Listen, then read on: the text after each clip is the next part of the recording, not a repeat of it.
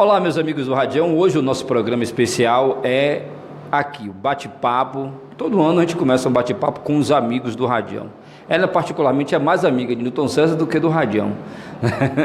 Do Radião ela tem essa amizade porque nós somos o Radião. E hoje vamos falar com a professora Márcia Leal, foi minha professora em épocas que estudamos no Colégio Municipal Dr. João Paim, que vai ser tema também dessa entrevista, vai ser pauta, né, a ser perguntada aqui nessa entrevista. Ela foi minha professora de psicologia, né? Eu sempre comento, quando foi apresentado Márcia como secretária, Márcia foi assim, teve um papel principal, importante na minha vida, né? Na forma de pensar, de organizar pensamentos, de encarar a vida. Ela nos dava esse aprendizado, esse ensinamento dentro da sala de aula com uma maestria fantástica, com uma tranquilidade fantástica.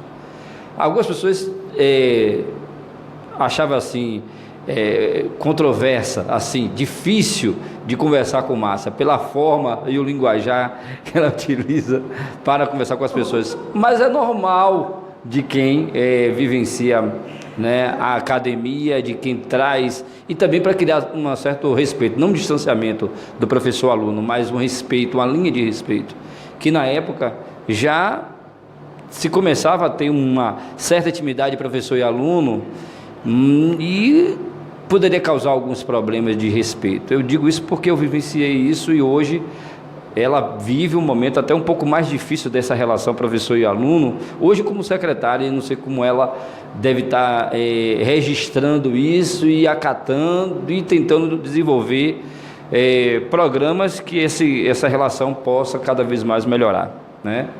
Felizmente, ultimamente, a gente não tem visto nenhum dos incidentes até o momento, de escolas que têm tido algum problema entre professor e aluno, aluno e professor.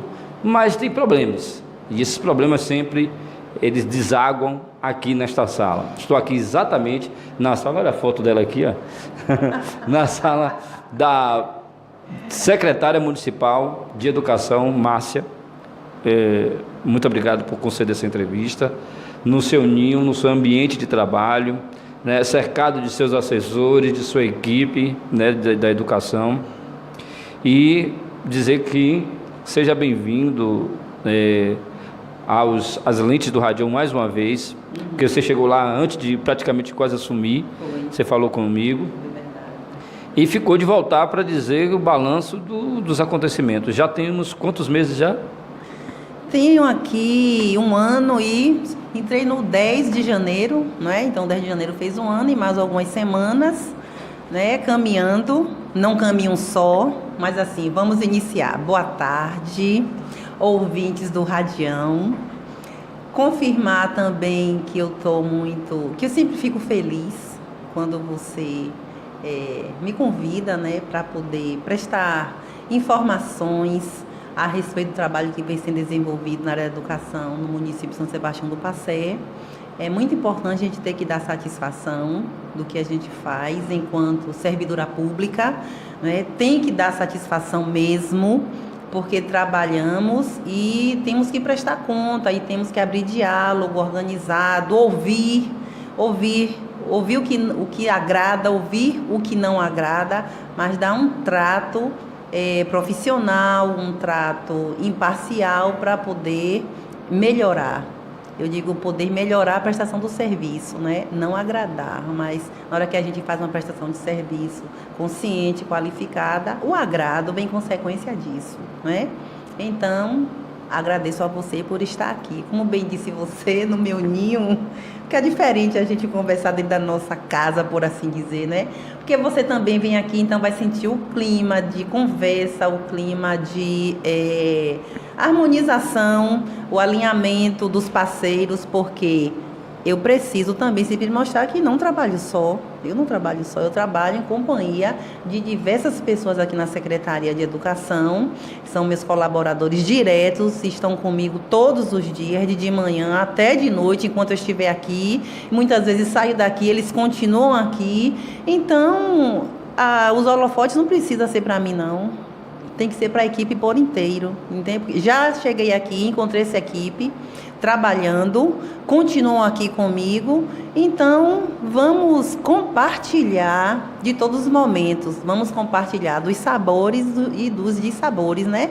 E caminhando, vida que segue, trabalho que segue, que tem que ser aplicado, e eu tô aqui para a gente conversar um pouquinho desse histórico aí de 2018.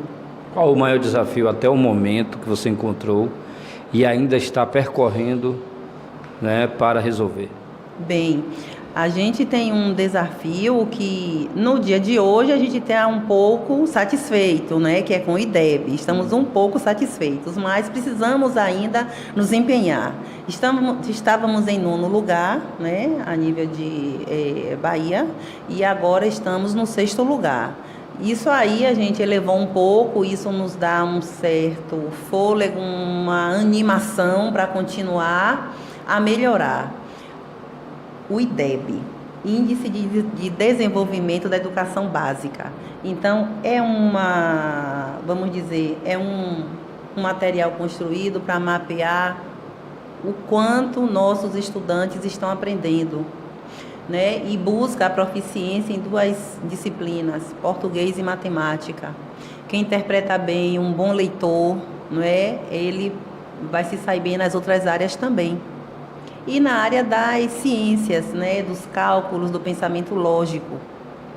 Então, nós precisamos fazer mais investimentos, ter mais compromisso em fazer com que o currículo, o ensinamento sistemático, ele seja mais significativo para os estudantes das escolas que estão sob nossa responsabilidade, as escolas da educação básica, educação infantil, anos iniciais, anos finais.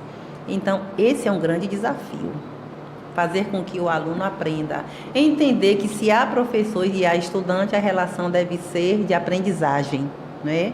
E a gente precisa desconstruir a ideia o que é nessa abordagem de melhoria, de ter nosso aluno proficiente. Quando eu tenho meu aluno proficiente em português e matemática, eu tenho um professor também que é proficiente, né? Eu tenho um professor que teve o entendimento de fazer planejamento e no momento que faz a sua transposição didática, ele vai ter ali uma estimativa da aprendizagem que vai ocorrer numa escala interessante. Se eu termino uma aula e naquela aula poucos alunos aprenderam e eu tenho uma forma de medir quantos aprenderam, então eu vou sair já com a ideia de que eu preciso repensar aquele conteúdo que ali eu administrei na aula. Eu preciso repensar, porque eu preciso fazer com que mais alunos possam aprender na próxima aula que eu voltar a explanar. Então, melhorar o ensino e aprendizagem resultará em melhorar o IDEB.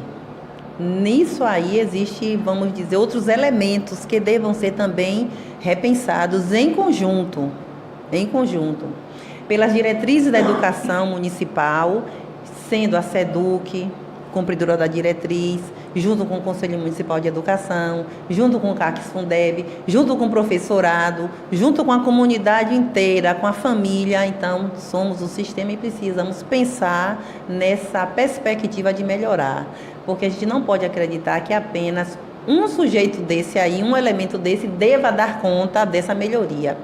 É um conjunto de atores protagonistas para melhorar a educação do município. Não apenas a SEDUC. A SEDUC se encarrega de fazer cumprir as diretrizes educacionais do Plano Nacional de Educação, do Plano Estadual e do Plano Municipal. E nisso aí fazer o compartilhamento dos entendimentos das ações e todo mundo ir nessa caminhada de preferência sintônica, que é para a gente poder fazer com que nossos estudantes estejam mais qualificados para caminhar na vida com autonomia. Professora, qual foi a escola que teve maior número no IDEB de São Sebastião do Passé? Agostinho do Amaral.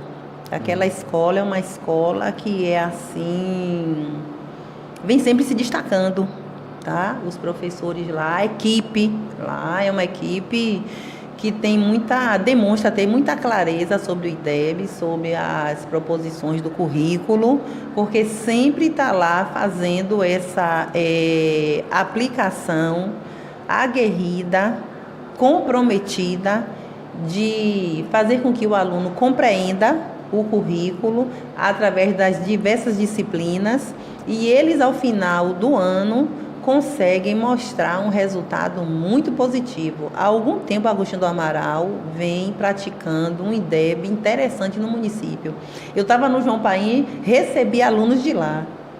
E a gente recebe no João Paim, né, alunos de todas as escolas, na verdade. E aí a gente vai prestando atenção. Né? Mesmo como diretora, eu ia na sala, dava uma conversadinha nos corredores com os meninos, com as meninas, olhava um pouquinho dos cadernos e conversava um pouco de onde você vem, não é? Quanto tempo você estudou em cada escola. E tem alunos que têm uma alta rotatividade escolar, né? E eu não acredito que isso não é muito bom. E tem alunos que entram numa escola e faz um currículo ali bacana e cria uma identidade.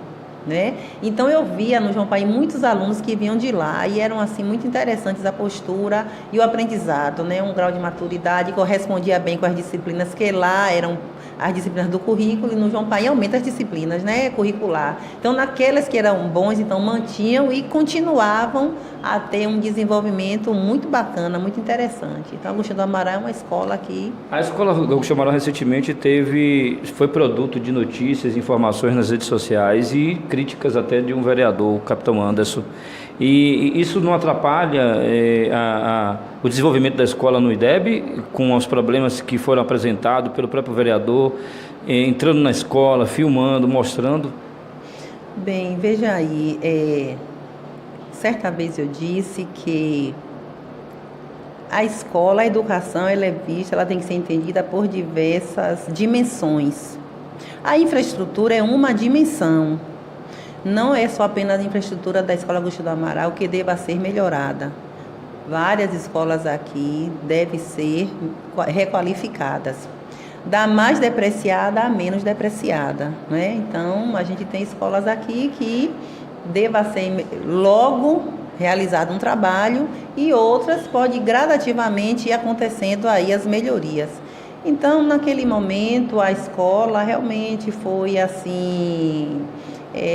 alvo de muitas notícias e críticas. A gente tem que ter muita cautela quando a gente exige que o governo faça melhorias.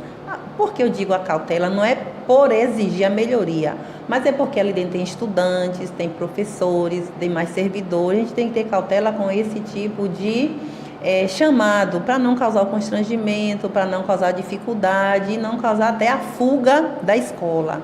Mas assim, merece melhoria sim, passará por melhoria sim, é uma meta do prefeito, muito sensível a essas questões. Se não for feito antes, é por conta das dificuldades de orçamento e de finanças. A gente sabe que existe essa dificuldade de verdade, não é uma questão mesmo numérica. A gente tem uma educação que custa um valor e quando termina de aplicar esse valor, por exemplo, no pagamento do salário do professorado, pouco fica para fazer investimento interessante em todas as escolas que assim precisam de investimento. Então, cada um está aqui na sociedade para fazer o seu papel, né? E a gente, como eu disse, né, a gente ouve o que gosta, ouve o que não gosta, mas a gente tem que dar um trato interessante, imparcial, racional ao que a gente escuta, ao que a gente vê. A gente tem que ir lá e confirmar se aquilo que está sendo conversado vamos dizer, tem veracidade e se prevenir para que não haja o problema, não é? A gente sabe que a gente está depreciada, as escolas, há algum tempo. E que a gente herdou, infelizmente, essa depreciação de muito tempo. Se fosse a cada gestão, a cada governo que passou, municipal que passou, fosse sendo feitas melhorias, a gente não estaria com a rede dessa forma. Então, Breno não é o causador, mas ele é um chefe do executivo que é responsável. Dentro dessa responsabilidade, ele vem buscando empenho, não é, articulações para fazer com que essa melhoria aconteça. E já vai acontecer, sim, melhoria nas escolas. E espero que, ao longo desse ano, as escolas passem por melhorias. E a sociedade vai poder assistir de perto cada escola que vai passar por melhorias. Essa parte é da infraestrutura ou a escola, a Secretaria de Educação supervisiona, mostra a infraestrutura, os procedimentos e as problemáticas que devem estar catalogados também pela equipe da senhora, as problemáticas de cada escola do município? Isso. Veja bem, nós temos gestores de escolas muito atentos e atentas. E eles, vamos dizer assim, nos sinalizam no olhar deles aquilo que não está bom. A gente vem, cataloga, divide com a CEINFRA para o responsável técnico ir a campo, verificar com um olhar científico, não é, essas questões de infraestrutura, né, da construção civil. Então é tudo muito bem mapeado, de todas as escolas da rede. Hoje mesmo, desde ontem, por exemplo, está uma investida em fotografar a estrutura das escolas, não é? Para poder ver planejamentos para que vá em cima do problema, faça a atuação, dê a resolução e a gente não perca com isso o tempo letivo. Então, o que aconteceu com a Agostinho do Amaral, o que aconteceu com a escola da Capivara, José Carlos Lima, se as escolas não estão boas, então a gente precisa reconhecer que não estão boas e caminhar para melhorá-las, né? A gente precisa fazer isso. A gente não pode tomar as informações que a gente não gosta como algo de cunho emocional. Não é isso, porque a administração pública é essa questão aí. Existe uma necessidade social que ela é crescente a cada dia. A gente gostaria muito de atender na celeridade que tanto desejamos, como sempre falo, mas não é bem assim que acontece. Entretanto, a gente não pode deixar de dizer que irá acontecer, que a gente precisa dar conta, porque é nossa obrigação dar conta de melhorar a oferta do serviço público para os munícipes, e nesse caso, nossos alunos. Então, tanto a Agostinho do Amaral, quanto a Escola da Capivara e outras tantas escolas, sim, passará por reforma. E a população, assim, num dado momento, um vereador sinaliza, pronto. Num dado momento também, a comunidade sinaliza, os pais sinalizam, a equipe da escola sinaliza.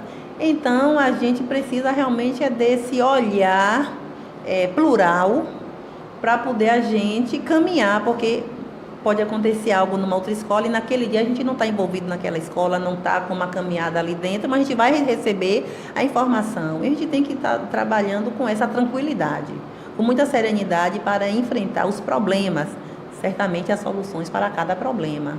E a gente vai nessa intenção, ver o problema, não desanimar e buscar meios para resolvê-los.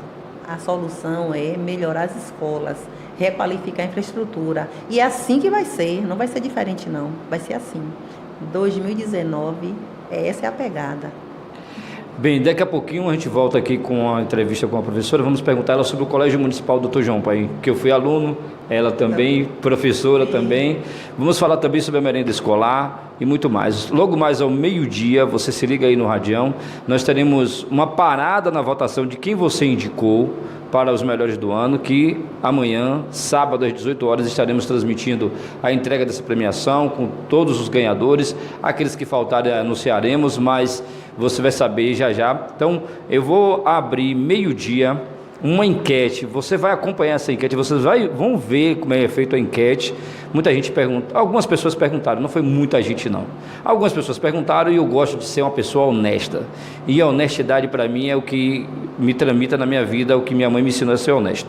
Então eu vou mostrar como é que é feita uma enquete, como essa que vocês acompanharam dos melhores do ano, com a indicação que você fez. Então continue indicando até meio-dia, depois eu vou fazer a contagem lá ao vivo, das pessoas que foram indicadas. As 3 mais indicadas, eu vou abrir a enquete. Então essa enquete vai durar até amanhã, às 18 horas, na hora da premiação.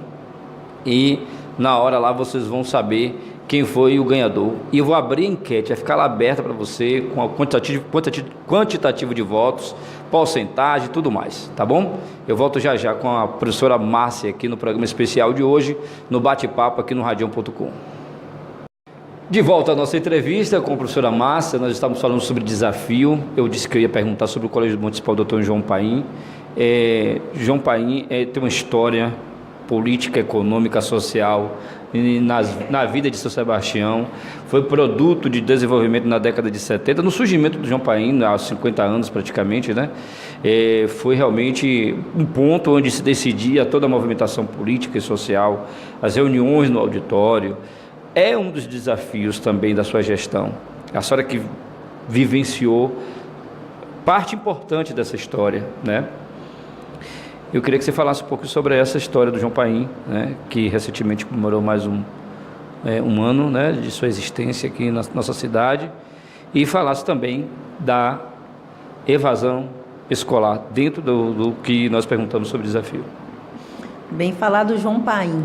Então, posso falar como aluna que fui, professora, coordenadora, diretora.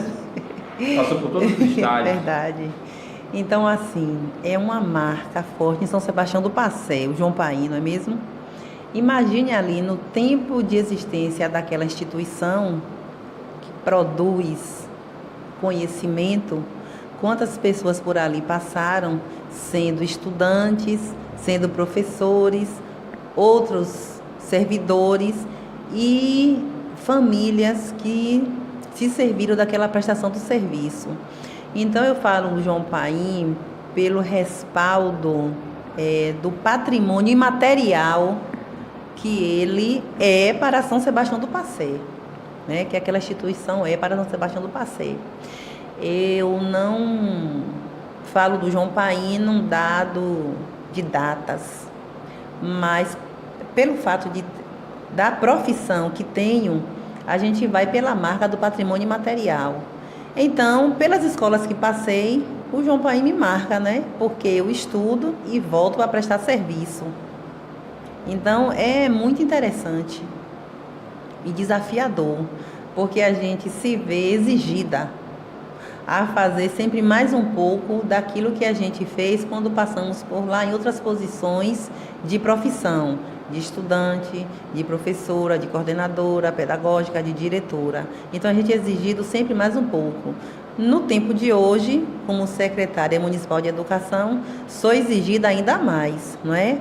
Faz parte do processo o grau de exigência, e é bom que exista a exigência, porque nos força a atingir, vamos dizer assim, metas e entrar no entendimento do que é o grau de superação. A gente não pode ficar na mesmice, não é? Então, aquilo que é ofertado, está ofertado, vamos buscar manter aquela oferta e evoluir para outras tantas. Então, para mim, o João Paim é uma marca em São Sebastião do Passé. É uma marca porque é ponto de referência. Quer encontrar uma rua no Alto do São Roque, bota a referência João Paim, não é isso? Vai encontrar a casa de Newton César, vai encontrar a casa da Promácia, vai encontrar tanta gente bacana, não é? Vai encontrar a igrejinha do São Roque, vai encontrar a pracinha do São Roque, vai encontrar os moradores de São Roque, do mais antigo ao mais novo. Então, veja que bacana é pensar no João Paim. É por isso que eu penso nele como patrimônio material. Produziu conhecimentos, realçou personalidades, e aquelas que a gente pode dizer que não realçou em títulos, mas significou na vida, realçou na vida, porque teve uma projeção de vida cidadã e que até hoje ainda deve evoluir. Então, quem passa por uma escola está feito na vida, entende? Nessa perspectiva aqui, quem passa por uma escola está feito na vida, a gente tem ainda algo que não podemos ficar satisfeitos, que é a evasão escolar. Ela está presente na nossa rotina escolar. O aluno se matricula, quer dizer, o responsável vai, conforme a idade, matricular o estudante, e ele muitas vezes não aponta a frequência. Então, já desistiu desde o início. Outros tantos apontam uma frequência flutuante, entre aspas, né? Estou tirando a palavra de forma figurada, e não evolui, não continua durante o ano letivo. Aí, por outro lado, tem aqueles que estão na escola, frequentam até o final e ainda acabam sendo reprovados. Então, tem aquele aluno que foi reprovado, ficou na escola, não conseguiu ter uma aprendizagem qualificada, teve a reprovação, e aquele que desistiu antes mesmo de saber qual seria o seu resultado. Esses 2 graus de reprovação. E a evasão é algo que a gente não pode mais aceitar. Então, se a gente está sentindo falta do aluno, a gente precisa dar uma investigada por onde está ele. Depressa fazer um comunicado com a Secretaria de Educação, no departamento, na gerência da escola que eu trabalho. Como professora, já mandei cartinhas para vários alunos, sabendo o que está acontecendo. Aí, muitas vezes, a devolutiva vem. Eu digo, sim, agora a gente grampeava na página do nomezinho do aluno, e aí eu passava adiante para a coordenadora pedagógica. Quando eu não fui a coordenadora, para a direção da escola, a gente vê. Hoje, melhor ainda, que a gente tem muitos organismos, né? A gente tem conselho tutelar, a gente tem a promotoria, a gente tem um bocado de gente, programas federais, a gente tem uma escola ativa, busca ativa escolar, lançado ano passado. E a gente tem uma obrigação de fazer acontecer esse programa, que vai buscar o aluno que está fora da escola. Então, nós temos uma quantidade significante de alunos. E a gente não vai também trabalhar apenas pela quantidade de alunos que deixaram de estudar. Se um aluno deixou de estudar, já é preocupante. Então, a gente não pode pensar na quantidade, sim na qualidade daquilo que a gente perde. A gente perde um ser humano que não está tendo acesso ao conhecimento, acesso ao estudo, que é um direito dele ter acesso ao estudo, é o direito de aprender. Então, a gente ainda tem esse problema. Isso não é só de São Sebastião do Passé, a nível de Brasil, mas a gente não pode se conformar com essa situação, e a gente tem que fazer uma grande corrente de vamos vir para a escola, fora da escola não pode, para poder a gente ter esses jovens, tem muitos jovens fora da escola, precisando de se oportunizar a ter lições de cidadania e caminhar mais pleno, mais preparado para o mundo do trabalho. Evasão escolar é sinônimo de queda na arrecadação para a educação, é também corte na Bolsa Família. Isso também não quer dizer que o aluno também possa exigir do professor, me passe aí, e ameaçar o professor e não ir mais para a sala de aula, porque ele já está passado, como a gente já teve denúncias de pessoas, de professores que não querem ser identificados, que alunos estão exigindo e eles com medo, né, das ameaças, não ter um problema maior. Veja bem, quando o aluno está fora da escola, realmente ele não vai ser apontado como um aluno no censo escolar. A gente não vai ter como validar ele no censo escolar. Logo, as verbas deixarão de entrar para a educação do município. Então, é perda de verba, sim. Como é perda de verba? Como eu digo, é algo que a gente não pode mais caminhar com essa situação, porque é prejuízo em todos os aspectos. É prejuízo para o próprio estudante, que não vai ter seu conhecimento, seu currículo organizado. É prejuízo para a educação do município, que não receberá os recursos, e também ficará com aquela imagem de, vamos dizer, dever social que não foi cumprido. Todos nós temos essa dívida social. Quando eu digo a evasão, em relação à dívida social, então a dívida social está com a família, que está vendo o aluno de menor em casa ou pela rua, entrando no mundo do trabalho, tomando a mão o dinheiro sem ter qualificação no estudo. Primeiro estuda, às vezes para estudar.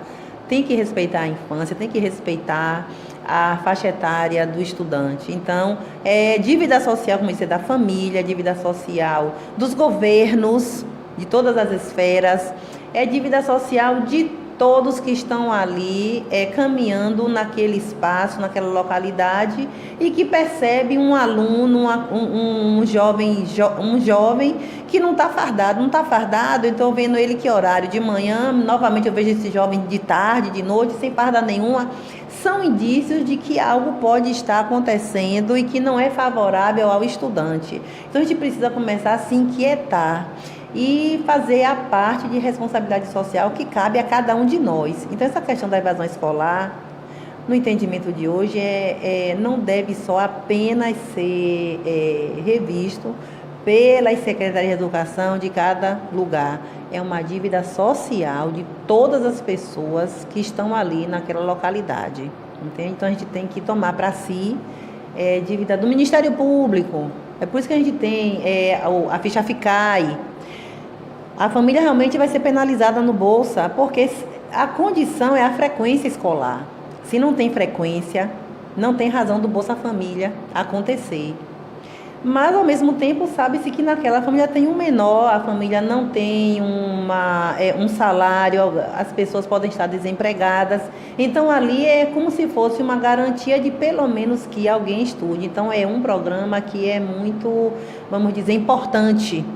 E as famílias precisam ter esse entendimento e dar continuidade ao recebimento desse recurso, tendo a criança vinculada à família e se esforçando para que aconteça a frequência e a permanência do estudante na escola e que o Bolsa continue valorizando aquele estudante ou tantos estudantes tenha na família, não é?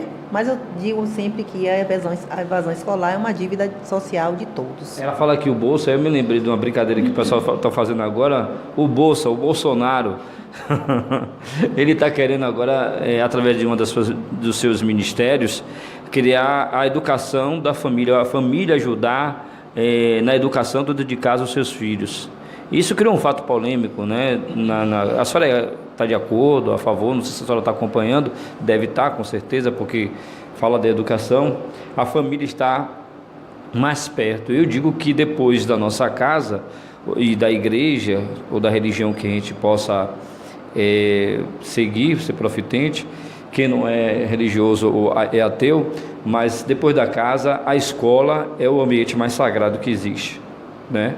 Porque é um ambiente de atmosfera de aprendizado, de conhecimento, de criar boas relações e com a autoridade máxima que é ali o professor.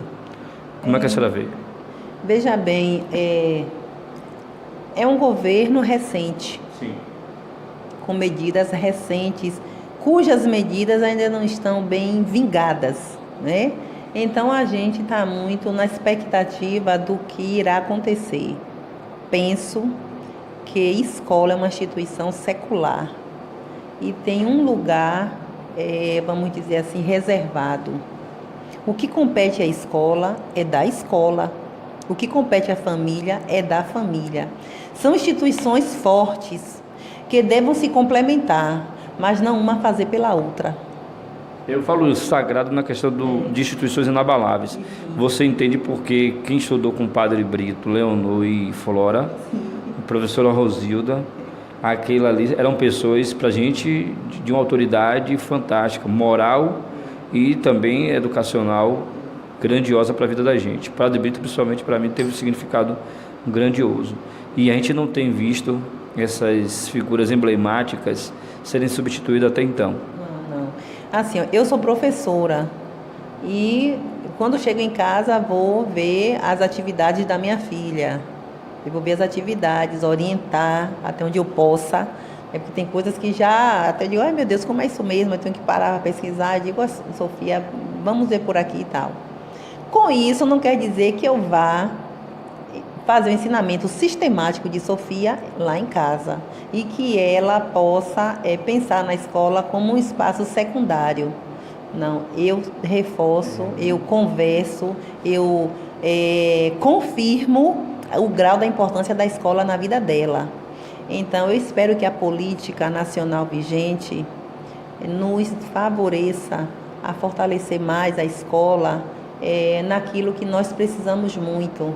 Então, existe uma política nacional de melhorar a educação no Brasil e passa por alguns aspectos que são discutidos desde sempre. A política de valorização da educação do Brasil, aí passa pela valorização dos profissionais da educação, os profissionais do magistério, né?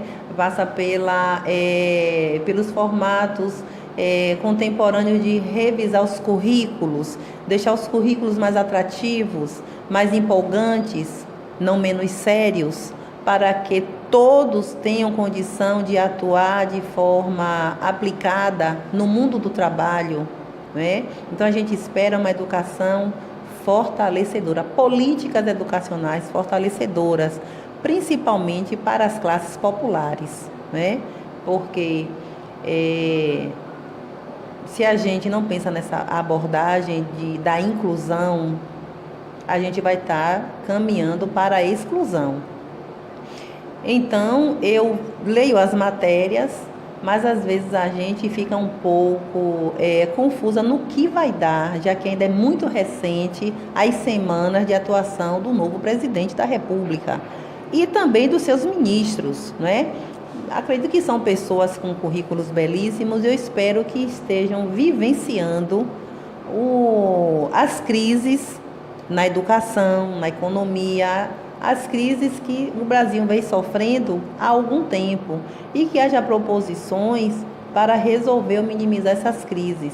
No meu campo, que é a educação vem sofrendo crises, seja a educação básica, seja a educação técnica, seja a educação do nível superior, a gente vem sofrendo com certo sucateamento, haja vista as greves, as paralisações, as reivindicações, as denúncias, as revelações. Então, quando chega nesse ponto, o problema, ele se apresenta. A política pública seria o quê? Pensar concepções para resolver esses problemas, né? Então, espero que a direção seja essa. Pensar em concepções, em medidas, em leis, em resoluções que resolva o problema da educação, dando qualidade para esta educação, principalmente para as classes populares. Eu queria que a senhora utilizasse aqui o nosso meio de comunicação para esclarecer. Alguma escola está para ser fechada no Curralinho. Houve um burburinho nas redes sociais e ainda há esses burburinhos numa sequência, uma atrás da outra, sobre fechamento de escolas, sobre as escolas, o pavilhão do Colégio Paim, do jeito que está. O que vai acontecer em 2019? Bem, sobre a escola do Curralinho, a escola Professora Rosilda Cruz nunca esteve para ser fechada.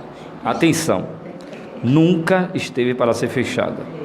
A proposição era transferir os estudantes, os professores, para um lugar mais, vamos dizer assim, resolvido na infraestrutura como uma escola, que seria, no caso, a Julieta Viana. Aquela escola que está ali atrás da prefeitura, um prédio público. Que foi fechada na gestão anterior, uma das escolas que sofreu essa penalidade das 10 tantas que foram fechadas. Isso. Então, a proposição é transferir os estudantes para um lugar melhor. A gente tem o Rosilda Cruz, é um espaço adaptado, que por muito tempo serviu mesmo, né? Já tem um tempo que serve, mas a gente hoje tem uma possibilidade de servir melhor ainda. Na Rosilda Cruz precisa de investimento, mas aquele espaço ali não é municipal. Então a gente não pode fazer um empreendimento naquele espaço que não é municipal. Como a gente vai fazer ali, se não é do município, né? Então, a escola ali, a Julieta, é do município. Poderia ainda ser mais qualificada, porque você vê, tem aquele núcleo ali, construiu do lado, não é? Construiu uma sala, foi 2 salas amplas, banheiros adaptado, outro banheiro. Tem uma área belíssima ali, que poderíamos fazer mais investimento para receber com muita alegria aquela comunidade, né? Os estudantes dali, assim como os professores. Então, foi uma infelicidade da interpretação, mas a gente precisa caminhar com serenidade a respeito desse assunto, mas assim como bem você falou, foi um burburinho, né? Foi um burburinho. E a gente precisa abrir a audição para ter essa escuta, né? A gente escuta várias coisas, vamos lá confirmar aquilo que tenha veracidade, aquela informação que tenha valor para aquele momento. Então, a proposta foi essa. E não de fechar a escola e deixar os meninos a esmo. A intenção é oferecer um lugar qualificado, uma escola, um espaço construído para essa finalidade. Ali foi construído um espaço para ser escola e não um espaço adaptado. A gente precisa ter um entendimento da gente poder oferecer o melhor. Então, como sou professora, eu gosto de trabalhar numa escola com meus alunos, numa sala de aula que eu possa fazer transposição didática e aplicar metodologias que o aluno possa caminhar com espaço na sala.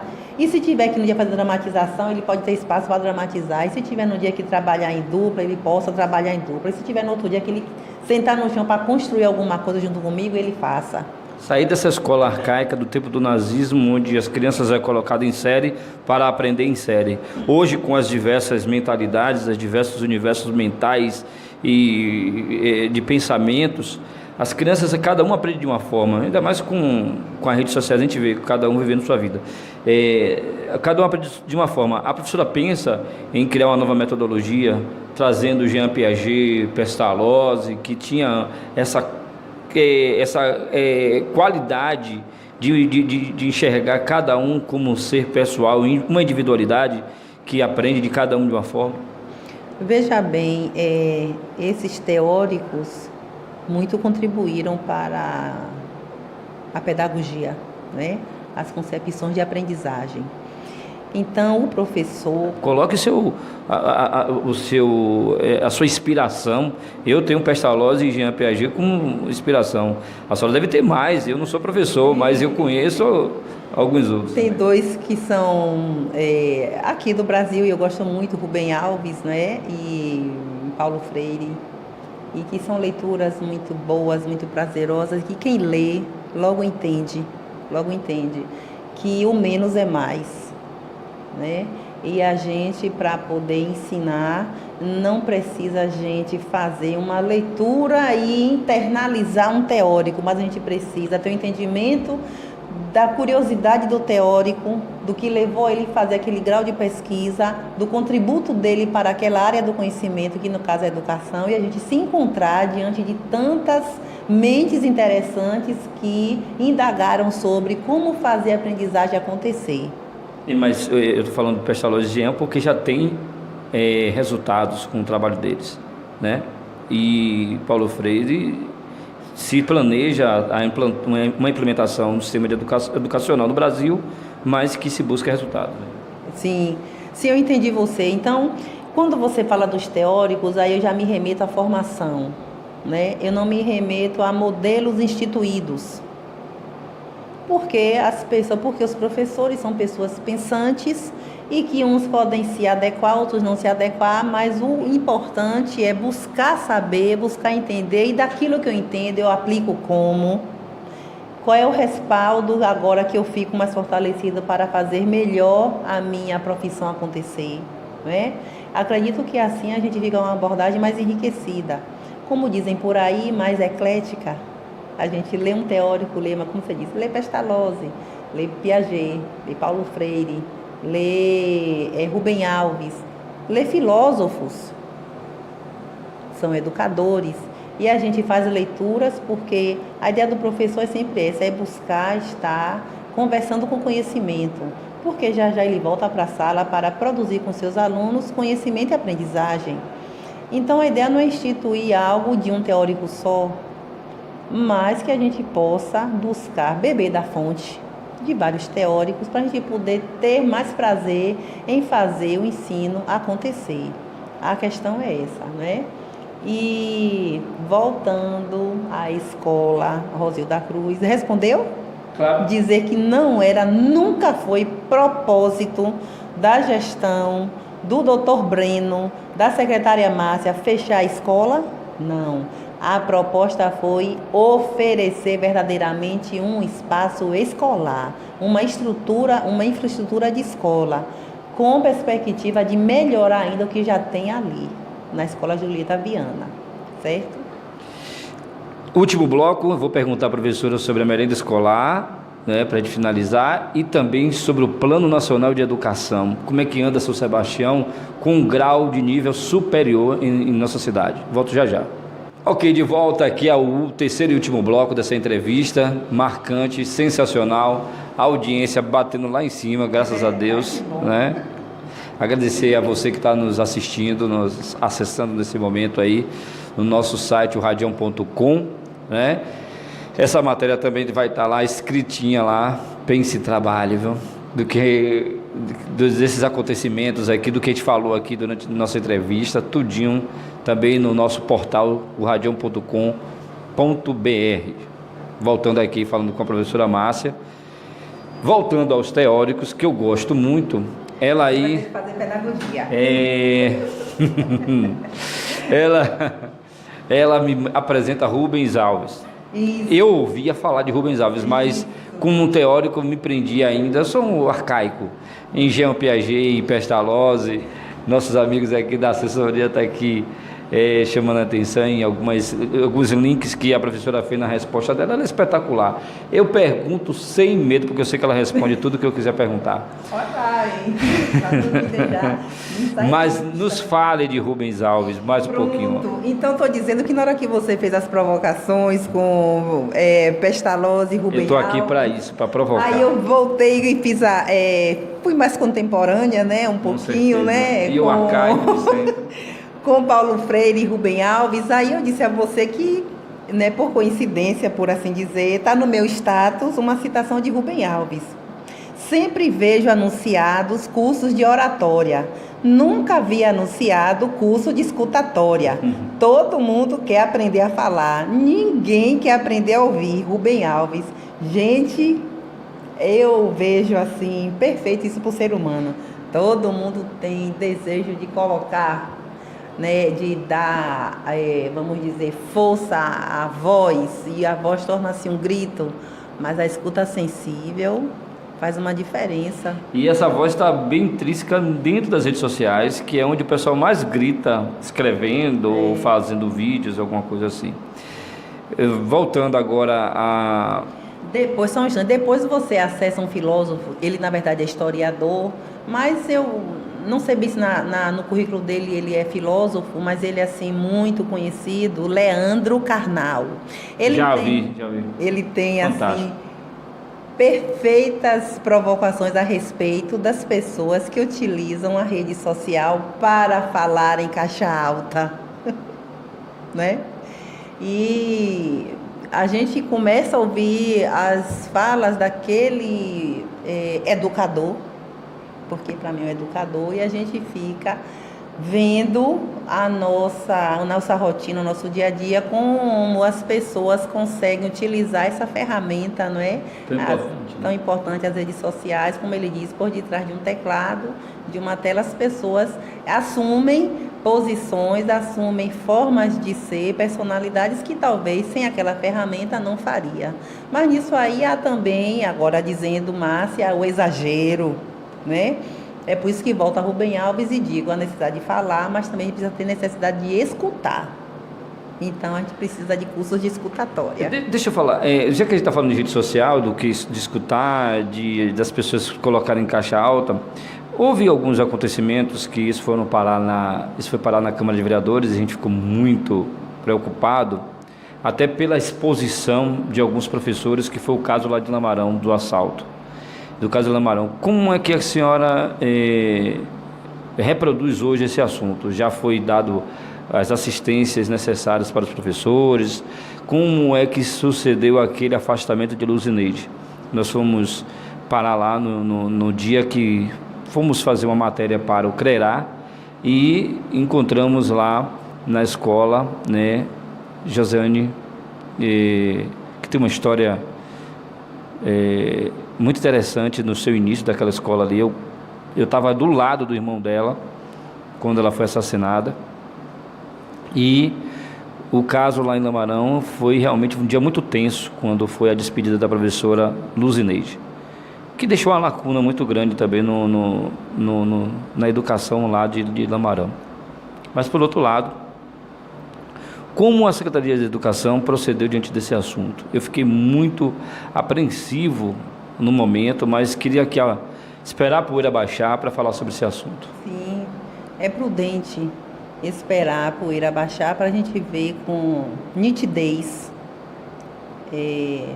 o que aconteceu, né? Então aconteceu um sinistro com os profissionais de lá, saindo da escola, vindo para a sede, né, por 2 vezes. E ao longo das conversas, dos diálogos, das reuniões, houve a proposição, né, do grupo de professores da diretora em trazer a EJA para aqui o centro urbano para finalizar o ano letivo. Daí a comunidade veio aqui, se posicionou e colocaram o que poderia, no entender dele, que não daria certo, porque isso ocasionaria a evasão escolar, porque tinha alunos que moravam distante, ali daquela estrada que é o central, né, que atravessa a localidade. Então eles disseram que quando viesse para as aulas e ao retornar, retornaria num horário, e quando fosse deixado lá, né, no ponto, até chegar em casa, alguns iriam caminhar por dentro do mato, em estradas, em momentos sem energia, enfim, sujeito a muita fragilidade.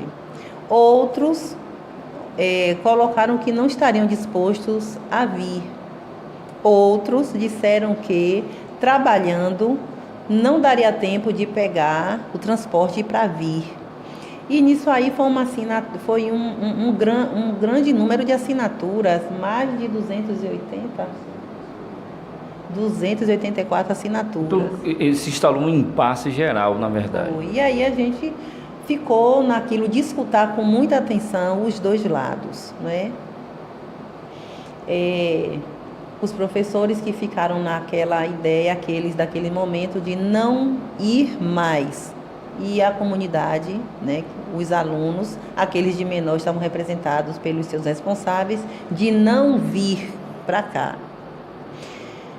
E esse volume de assinaturas define muito a maioria também, né? Então, se os professores se trouxessem para cá, botar um veículo, um ônibus, ou seja lá quantos forem, para trazer quem para dar aula aqui, como ficariam então os professores sem alunos, ia ocasionar a evasão escolar. E aí a gente ficou conversando a respeito, e nesse momento veio, que já estava também conversação a respeito da ronda escolar. E então isso aí já se transformou num trato mais dirigido para o problema que estava instalado ali naquele momento. Então veio a escolta. E a gente tentou que os professores experimentassem a escolta, né? E a gente conversou com a comunidade, que desse apoio naquele momento, aqueles alunos que dependem de transporte escolar, que todos saíssem no mesmo horário do transporte, para poder fazer mais volume no caminho e ficar mais assim fortalecida a caminhada também dos professores, né? E a escolta foi oferecida. Nesse momento ainda tenso, as pessoas passaram por traumas, solicitaram atendimento psicológico, foram encaminhados para o atendimento psicológico pelos psicólogos da Secretaria de Saúde.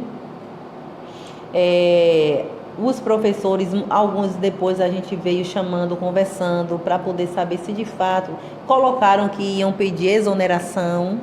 Mas a gente sempre estava conversando que será que a exoneração seria a última forma, essa última forma resolveria como abrir mão de um contrato, de um vínculo de trabalho, entende? Alguns efetivos pediram para realocar em outra unidade escolar, não é? E alguns ficaram sendo assistidos pelo psicólogo e cumprindo com atestados médicos. Então, assim, aqueles que a gente tentou, por tudo, conversar a respeito de que a exoneração naquele momento não seria a solução. Pedir exoneração, não via como solução, né? Então, assim, aqueles professores que pediram exoneração, mantiveram nessa ideia, a gente colocou outro profissional para dar continuidade ao ano letivo. Fizemos a adaptação de calendário, para que não houvesse perda do tempo de aprender, né? O direito de aprender do aluno, a carga horária. Tanto é que a escola Josiane foi a última escola a encerrar o ano letivo. Dia 17, até dia 17, não foi, João? Estava tendo movimento na escola, movimento letivo na escola. Né? As pessoas que pediram exoneração, foi uma questão, assim, lamentável.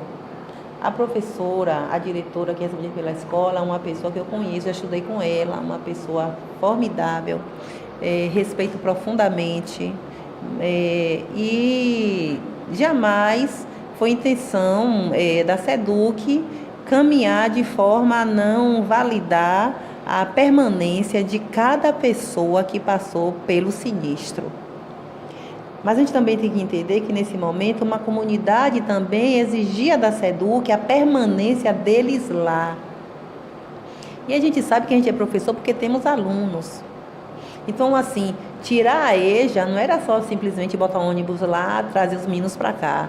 Teria que ter a aprovação do Conselho Municipal de Educação, por exemplo, e evoluir para quantas instituições tivesse que evoluir para poder pedir essa forma diferente de espaço, de local, para continuar o ano letivo.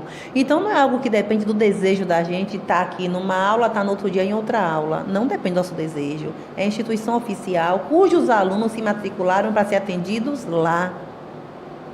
Não é? Então, a gente teve que fazer a reflexão de vários pontos desse, e outros pontos tiveram que ser analisados. Tá? Então, o ano letivo continuou com a escolta. E a escolta, nesse momento, agradeço muito ao Tenente Augusto, muito parceiro nosso, um profissional com diferencial sensível, interessante. Espero que a gente continue nessa mesma parceria esse ano que entra. Tá? E a gente evolua para dar mais, para realçar a sensação de segurança aos professores, não é? Que tanto clama por essa segurança, principalmente na localidade de Lamarão. Então, eu quero agradecer muito ao Tenente Augusto, muito solícito, palavreou conosco e manteve até o final. E dizer que, infelizmente, ocorreram exonerações, que não foi por parte da SEDUC solicitar a exoneração de ninguém. Cada ser humano, cada adulto emancipado, que são os professores, inclusive a diretora, evoluíram para essa decisão. Mas a SEDUC aguardou que cada um tivesse seu posicionamento. E em todas as reuniões nós sempre colocávamos: gente, se continuar o impasse, o ano letivo na escola Josiane, no turno noturno, termina hoje, não pode terminar. A gente tem uma responsabilidade social, a gente tem uma dívida social em fazer com que o ano letivo termine. E temos que respeitar os pontos de legalidade. Houve uma matrícula para aquela localidade.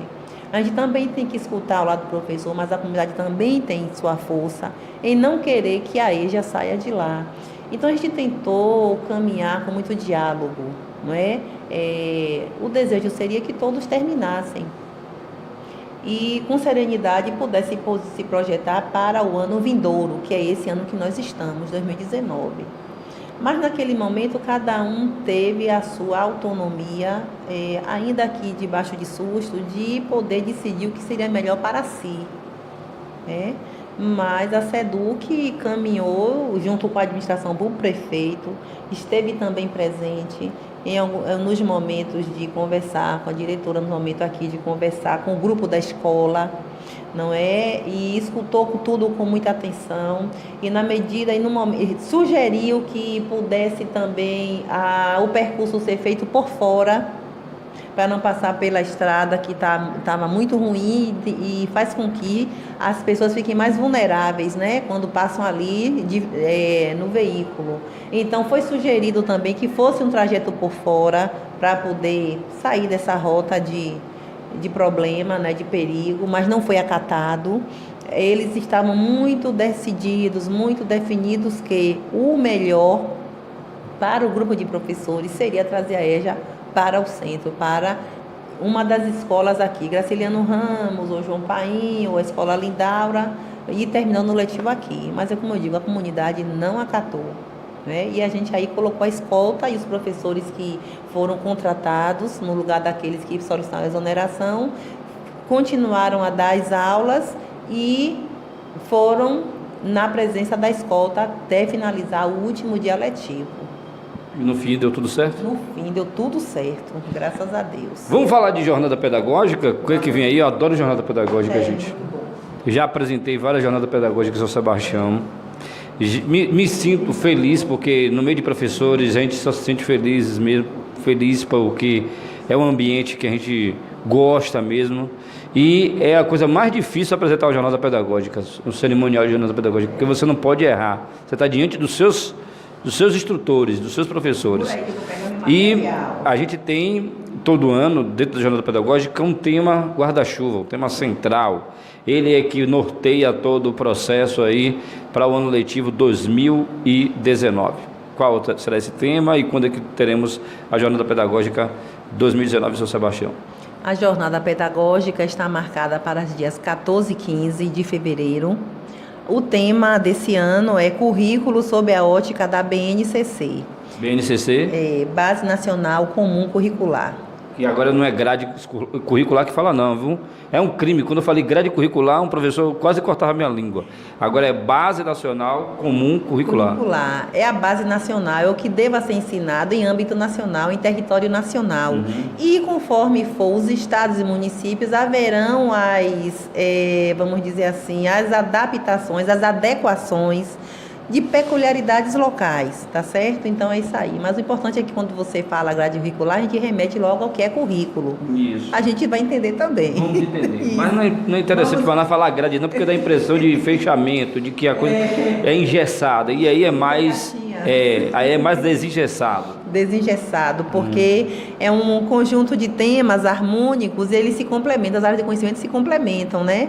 Então elas não são matemática lá, ciências lá, história lá, e a gente sabe que há um caminho que corresponde a uma área do conhecimento complementar a outra. E a gente recebendo esses ensinamentos fica um ser humano um pouco mais preparado, mais completo. Eu queria meter o bedelho nisso aí, posso meter o bedelho? Diga, vá. O bedelho é o seguinte, nós vimos no ano passado uma cerimônia, uma sessão praticamente solene, acho que a senhora participou, da apresentação do livretozinho, né, do livro da Lei Orgânica Municipal. E muitos de nós, São Sebastião do Passé, não temos acesso a essa lei orgânica do município, que é a lei que é a nossa Constituição Municipal. Ela teria como ser encaixada nessa linha da Base Nacional como curricular, dentro da jornada pedagógica, para ser assunto nas escolas, nas salas de aula, porque muitos de nós reclamamos muito do papel do vereador, do papel do prefeito, das coisas, das leis da cidade, e hoje com o livreto, a educação provavelmente vai, né, editar isso, botar isso a nível de sala de aula, né, para entrar na sala de aula, para o conhecimento do grande público que é o alunado, e teria como essa base curricular acrescentar mais esse aprendizado da Lei Orgânica Municipal? Veja bem, aprender a legalidade é sempre oportuno. Necessário? É sempre necessário. Então, assim, na escola a gente aprende a CF, Constituição Federal. Por que não aprender a lei orgânica? Desde que o professor provoque seu aluno, não é? Se eu vou trabalhar um tema sobre, digamos assim, chegou 12 de outubro, o mês outubro, chegou 12 de outubro, data da emancipação do município. Então eu posso, professora, dentro da minha escola, juntar com outros tantos, com minha coordenadora, com o diretor, com a direção da escola, criar um projeto que eu vá realçar lições de cidadania através da lei orgânica. Conhecer São Sebastião do Passé pelo aspecto legal. O que tem ali na lei orgânica que eu posso fazer para meu aluno, observando vamos dizer, a faixa etária dele e assuntos de interesse que vai fazer com que ele seja um pesquisador animado para conhecer São Sebastião do Passé sob a ótica da lei orgânica. Não há problema algum, é necessário, é oportuno, é importante, é pura lição de cidadania. Pode sim, claro que pode. Vamos falar agora. Quer falar mais um pouco sobre a jornada? Sim, então a jornada tem no dia 14 e 15, mas no dia 5 já tem a pré-jornada. É um momento preparatório. Mais fechado ali para o grupo de diretores. Isso, diretor, vice-diretor, coordenador pedagógico. E a gente faz uma pauta, não é? que vai passar pelos departamentos da SEDUC diante da política pública a ser instalada esse ano de 2019, certo? Então a gente vai ali já trabalhar numa ideia prévia do que a gente traz de 2018, do que a gente pretende, a expectativa a ser alcançada em 2019, e a gente vai preparando, como disse você, nesse momento mais dirigido, porque o núcleo gestor das escolas é SEDUC também, é braço da SEDUC, e a gente faz esse alinhamento, não é, do que foi 2018, das pretensões de 2019, com este grupo que faz gerir a política pública nas escolas, e a gente depois parte para a grande chamada com todo o professorado no dia 14 e 15. Né? A jornada pedagógica não é um acontecimento, vamos dizer assim, que a gente fica na mente, que todo ano acontece a jornada pedagógica. A jornada pedagógica é um acontecimento social, pautado em lei, né? É um chamado à ação para todo o início do ano letivo, a gente precisa ter um entendimento disso, porque foi feito, é comum, é cultural, é corriqueiro, não. É base legal também acontecer a jornada pedagógica, a gente precisa fazer acontecer, é obrigatoriedade, faz parte vamos dizer, da jornada, e a gente vai do calendário letivo, e a gente chama as pessoas para esse momento, e daí em diante o disparador para suas escolas e produção em salas de aula. Dá para adiantar quem vai ser o palestrante e a atuação musical, que eu sei que sempre tem um negócio, uma musiquinha, para aliviar lá as tensões, né? A gente gosta de fazer assim o melhor que a gente pode para receber o professorado, entende? É como se a gente estivesse abrindo as portas da casa para ter nossos convidados bem tratados, bem acarinhados, bem seduzidos, porque a gente sabe que é uma missão fazer a aprendizagem acontecer. Então a gente precisa fazer algo atrativo e se colocar no lugar do outro. O outro gostaria de receber dessa forma, o outro gostaria de ver isso aqui, então a gente tem que se colocar no lugar do outro para fazer algo que o outro se sinta pertencente a partir dali, naquela expectativa que a gente precisa atingir. Então a gente pensa em Beto da Viola, a gente pensa nele, a gente pensa num palestrante que estamos ainda, vamos dizer, nos ajustes, né? E para que ao longo do ano haja também formações com os professores. A gente teve uma caravana da arte aqui. É a pesquinha aqui da assessoria. No dia do professor, naquela festinha bacana que a gente fez, né? E aí a gente perguntou se eles têm um trabalho para esse momento de jornada pedagógica, né? E os professores gostaram muito daquela caravana da arte. Então a gente vai trazer a caravana da arte para interagir com o professor também. Eu queria lhe convidar, antes de passar para o próximo assunto, para você ir comigo para a Flica, para você ver minha cara, meus olhos, Flica. Minha energia. Ô menino, poxa. Não, eu vou lhe tirar de onde você estiver. Ok. Breno, doutor Breno, prefeito Breno. Prefeito Breno. Você não me arranje nada no dia para a Márcia fazer. Eu vou arrancar ela onde estiver.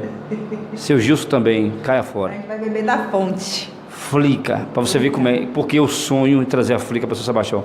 Na verdade, eu queria transformar. É em Cachoeira? É em Cachoeira. Tem a Flipelô. E aqui eu queria fazer a Florips, folclore com Flica de São Sebastião do Passé.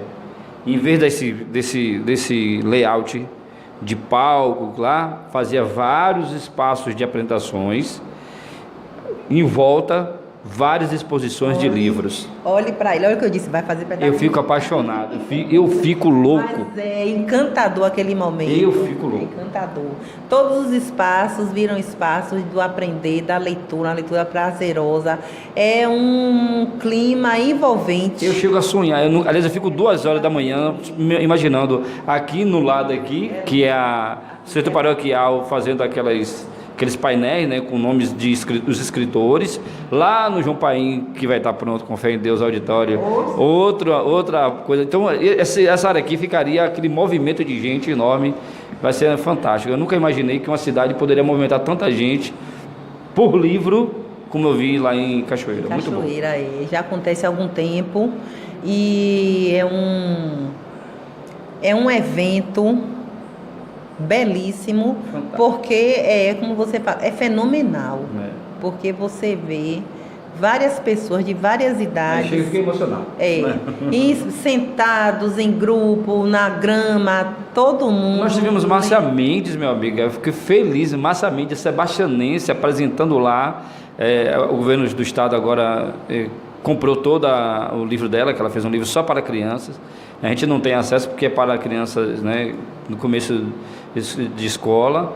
E ela apresentou lá, ela contando história, filha de São Sebastião, fiquei muito feliz. É tão bom, não é? É uma delícia. A gente ver um conterrâneo assim, ainda mais numa área dessa, de leitura. E Kátia Mateó, que organiza toda a Flica, é organizada por Kátia Mateó, que foi secretária aqui também. Isso, e a professora da rede. Trabalhei com Kátia, a outra pessoa sensível, belíssima. Amo Kátia Mateó. Eu também amo, viu? Eu amo muito mais do que ela te ama, viu? Lhe amo, viu? Nós amamos. Isso. Deixa eu dizer, PNE, Programa Nacional, Plano Nacional de Educação para até 2024, São Sebastião do Passé, nível superior. Pronto. Plano Nacional de Educação. E aí, quando o Plano Nacional ele é lançado, as esferas também têm que ir para discutir e fazer com que esse Plano Nacional aconteça na esfera estadual, na esfera municipal. Nós temos nosso Plano Municipal de Educação, certo?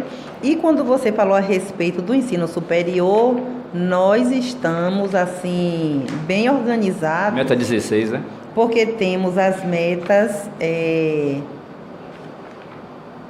Essa aí. Mas tem outras metas aqui. Peraí, pra gente não... Aqui... Jovens e adultos, educação profissional técnica. Temos a meta 12, temos a meta 13, 14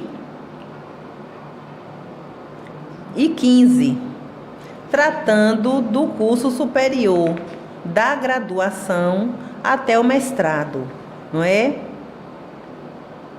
A meta 16 também. Então, assim... Que já fecha que é a formação do nível superior para 50% dos profissionais na área de educação. Isso. No nosso município, a gente já atingiu muito mais que 50%. Desde quando começou lá atrás a década da educação, houve esse investimento de que os professores do município, que estavam aqui na rede municipal, estivessem evoluindo para a graduação. Lembro como hoje. E foi feito convênios com hoje é Unijorge. Hoje é Unijorge, mas antes era faculdade, era outro nome que tinha. Teve outras instituições também, que as pessoas depois foram se agregando a outras instituições. Houve também aqui um polo da UFOP, teve também o NEB. Então o município... Esses já são mais recentes, o FOP e o NEB. Já vieram pessoas que não tinham apenas ali eram pessoas da cidade que terminaram de estudar, se eu não me engano, e estavam ali fazendo o curso superior. E naquele momento, foi no tempo, lá já começou a dizer Zitupena, houve aquele grande incentivo dos professores fazerem suas graduações. Então, de lá para cá, a gente já tem uma grande parte de professores que já são graduados, já são pós-graduados. Muitos são graduados, outro tanto bem interessante são pós-graduados no lato sensu, e vejo que está crescente a pós-graduação stricto sensu, que é mestrado, doutorado, né? Então o município aqui anda alinhado sim com essa proposição de evoluir o grau de saber dos professores aqui da rede municipal, né? Então a gente já tem aqui assentado e eu espero que a gente possa ter mais fôlego de orçamento e financeiro para fazer tocar mais conquistas para os professores e para os estudantes. Porque a gente tem um plano para dar conta. Muitas vezes até, quando chega no final do plano, tanto o plano nacional quanto o plano, por exemplo, municipal, há as avaliações e muitas vezes esses prazos eles são expirados, porque percebe-se a nível de Brasil o quanto deu para conseguir fazer e o quanto ainda ficou a fazer, por fazer. Então, muitas vezes, pode ter meta dessas que vai ter mais uma prorrogação. É a minha leitura, né? Mas também tem aqueles professores que decidem, não vou fazer graduação, ou vou fazer a pós-graduação lato sensu, não vou para estricto sensu não. Também está no desejo de cada um, né? Mas a nível de política pública, eu estou vendo que aqui a gente está caminhando. Atendendo, está atingindo o objetivo. Está atingindo o objetivo. Para finalizar, merenda escolar, narrar só um acontecimento. Estávamos eu e os meus ouvintes da Rádio Independente na época, no programa Hora da Verdade, e recebo uma ligação.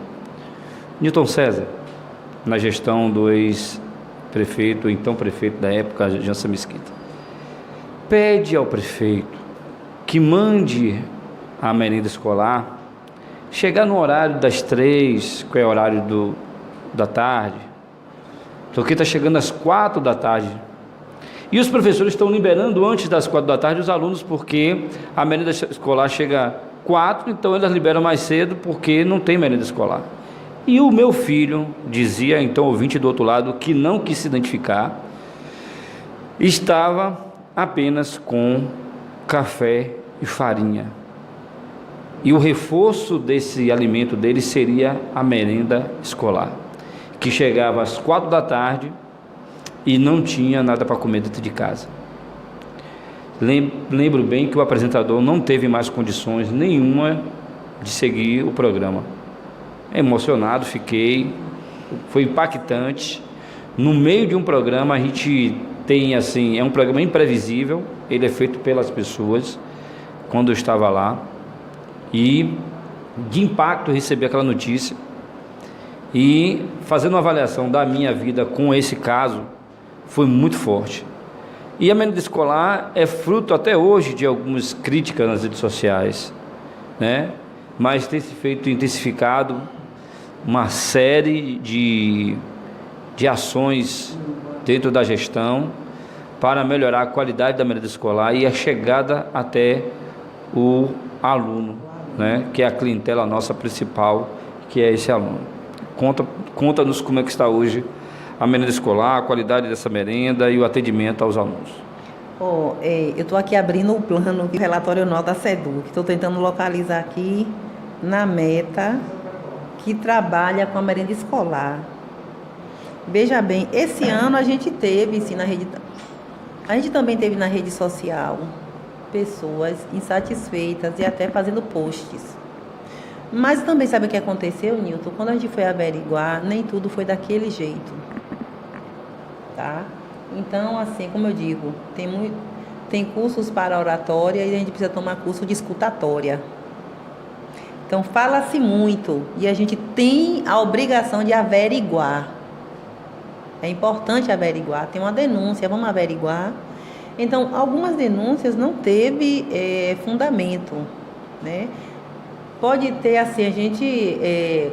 roteiros, né? Quando você falou, né, na gestão anterior, então pode chegar a merenda atrasada por conta de um roteiro, pode acontecer.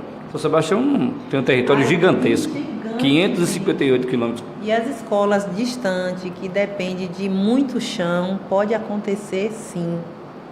Mas também nesse exemplo aí, eu não via como, eu como professora, liberar meus alunos.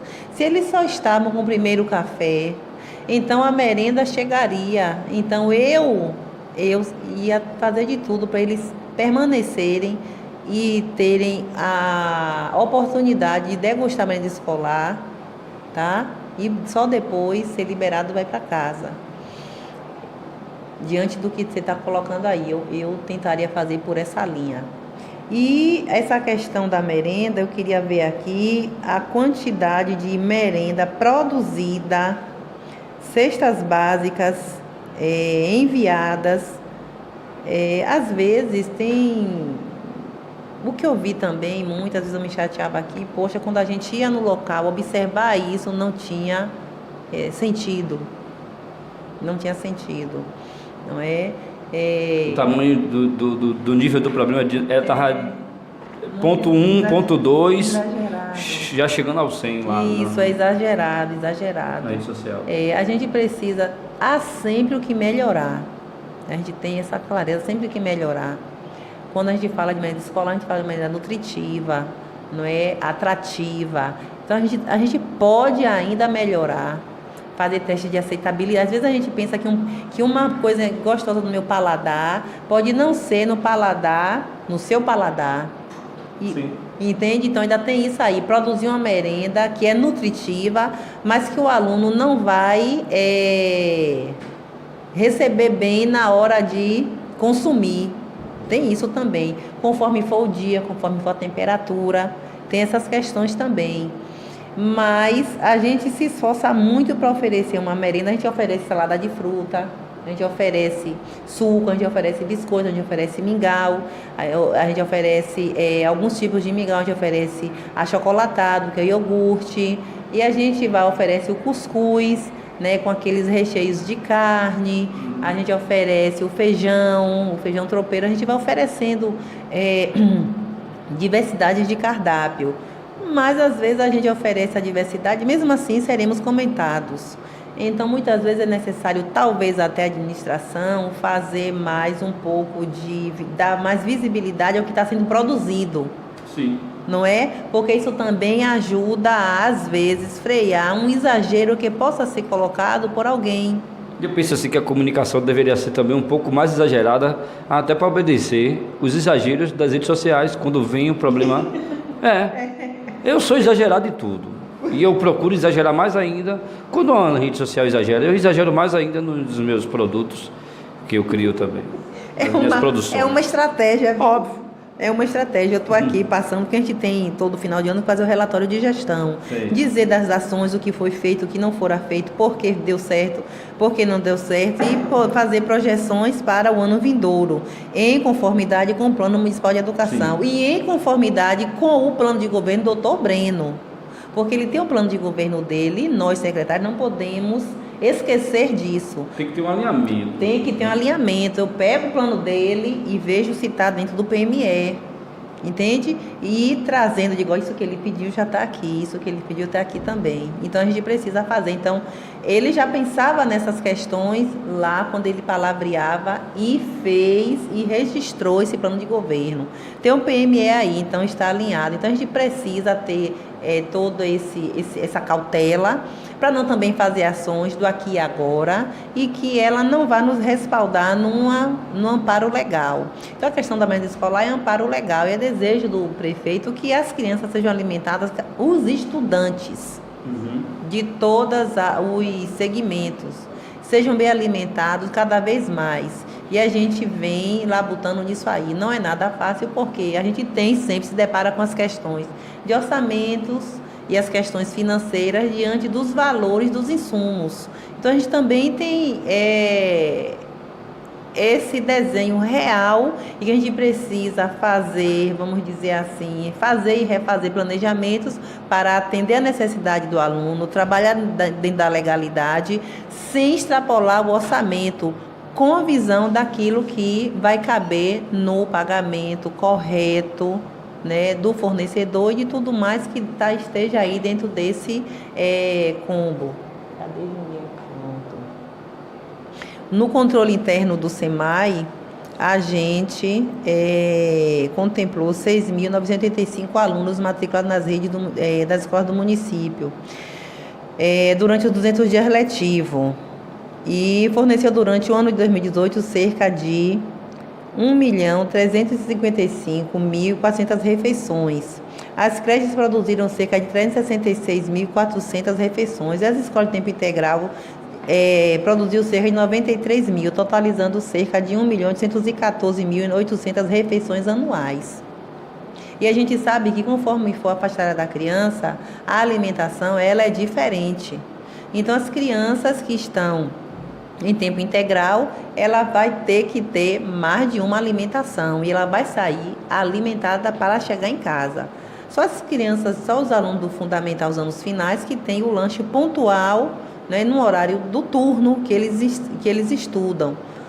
Mas as outras crianças, anos iniciais, anos finais, mas as outras crianças, educação infantil e creche, tem um implemento, tem cestas básicas, tem todo um acompanhamento nutricional, vamos dizer, de acordo com a faixa etária. Então, tem que estar atrativo ao paladar e tem que estar nutritivo também.